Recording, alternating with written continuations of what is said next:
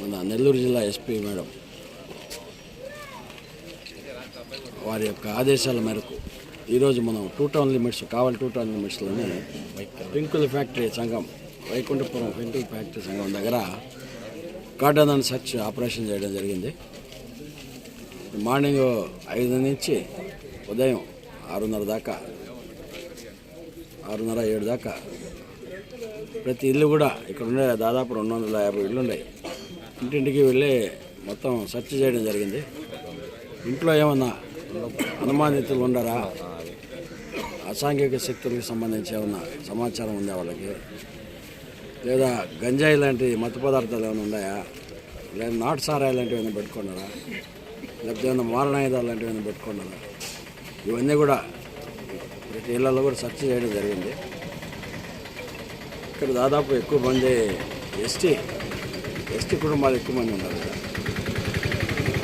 ఈ సర్చింగ్లో దాదాపు 25 motor cycles, 2 ఆటోలు, 4 ట్రాక్టర్స్ సీజ్ చేశాము. ప్రస్తుతానికి వాళ్ళు వ్యాలిడ్ డాక్యుమెంట్స్ చూపించలేదు. వ్యాలిడ్ డాక్యుమెంట్స్ చూపించిన తర్వాత దాన్ని రిలీజ్ చేయడం జరుగుతుంది.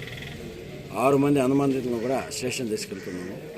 వాళ్ళతో ఫింగర్ ప్రింట్స్ అవి చెక్ చేయించి తర్వాత వాళ్ళని కేసులు ఏమైనా పెట్టడం, బౌండ్ ఓవర్ చేయడం జరుగుతుంది. No.